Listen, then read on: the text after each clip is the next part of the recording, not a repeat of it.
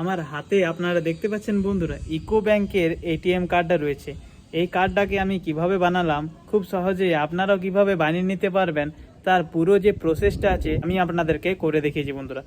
তো এই ভিডিওটা দেখার পর আপনারাও আপনার এটিএম কার্ডটাকে খুব সহজেই বানিয়ে নিতে পারবেন বন্ধুরা।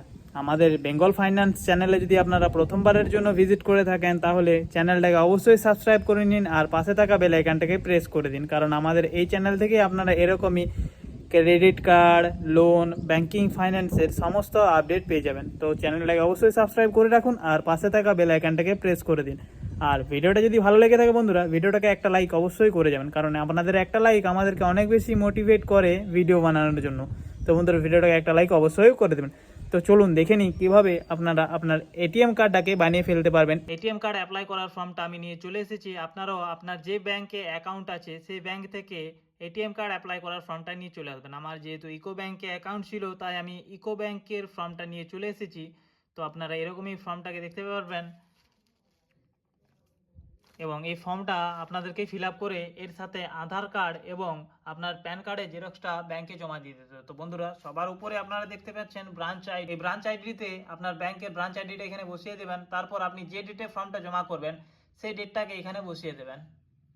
বসিয়ে দেওয়ার পর নেম ইন ফুল, মানে আপনাকে এখানে আপনার যে নামটা আছে সেটা পুরো বড় হাতে লিখে দেবেন। তো আমি এখানে আমার যে নামটা আছে সেটা লিখে দিয়েছি। এরপর ডেট অফ বার্থের অপশানটাতে গিয়ে আপনার যে জন্ম তারিখটা আছে সেটা এখানে বসিয়ে দেবেন। তো আমি আমার জন্ম তারিখটা এখানে বসিয়ে দিয়েছি, আপনারা দেখতে পাচ্ছেন।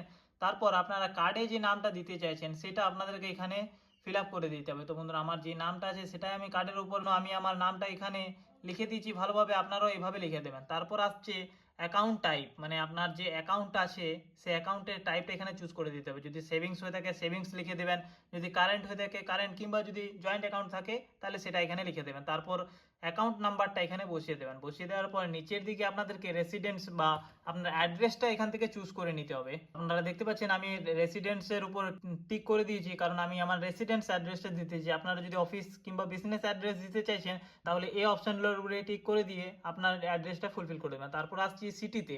সিটিতে বসবাস করেন বা যে শহরে বসবাস করেন সেই সিটির নামটা এখানে লিখে দেবেন। তারপর আপনার ফোন নাম্বার দুটো দিয়ে দেবেন, আর আপনার আধার কার্ডের সাথে যে মোবাইল নাম্বারটা লিঙ্ক আছে সেই মোবাইল নাম্বারটা এখানে দিয়ে দেবেন বন্ধুরা, কারণ দিয়ে দেবেন। তারপর আপনার একটা ইমেল আইডি এখানে আপনি দিয়ে দেবেন। তো আমি দেখতে পাচ্ছেন আমি আমার ইমেল আইডিটা এখানে দিয়ে দিচ্ছি। এরপর আপনাদেরকে পিন অপশনটাতে গিয়ে আপনার যে পিনটা আছে সেই পিনটা এখানে দিয়ে দেবেন। তো পিনটা দিয়ে দেওয়ার পর বন্ধুরা আপনারা নিচের দিকে চলে আসবেন এবং আপনাদেরকে সিগনেচার বলা অপশন দেখতে পাবেন। এই সিগনেচার সেই অপশনটাতে গিয়ে আপনাদেরকে আপনার সিগনেচারটা করে দিতে হবে। করে দেওয়ার পর আর কিছু নিচের দিকে ফিল আপ করবেন না, এটা ব্যাংকে ইউজ করার জন্য অনলি। তো আপনারা এখান থেকে ফিল আপ করে দেবেন, এই ফর্মটা এইভাবে ফিল আপ করে দেবেন এবং এর সাথে যে ডকুমেন্টসগুলো বললাম আধার কার্ড এবং প্যান কার্ডের জেরক্সটা জমা দিয়ে দেবেন। তাহলে কিছুদিনের মধ্যে আপনার যে ডেবিট কার্ডটা আছে সেই ডেবিট কার্ডটা বাই পোস্টে আপনার কাছে চলে আসবে। তো বন্ধুরা, বলে রাখি এটার জন্য কিন্তু আপনার ব্যাংক থেকে চার্জ কাটবে। আমি যখন বানিয়েছিলাম মোটামুটি 300 টাকার মতন চার্জ কেটেছিল। এরপর আপনাদের ব্যাংকের উপর ডিপেন্ড করছে আপনার কাছে কত টাকা চার্জ কাটবে। চার্জ কাটার পরে বন্ধুরা আপনারা আপনার কার্ডটাকে হাতে পেয়ে যাবেন এবং এটিএম থেকে আপনারা খুব সহজে টাকা তুলে নিতে পারবেন। তো বন্ধুরা, ভিডিওটা আজকে এতটা পর্যন্তই। দেখা হচ্ছে আরও নতুন কোনো ভিডিওতে।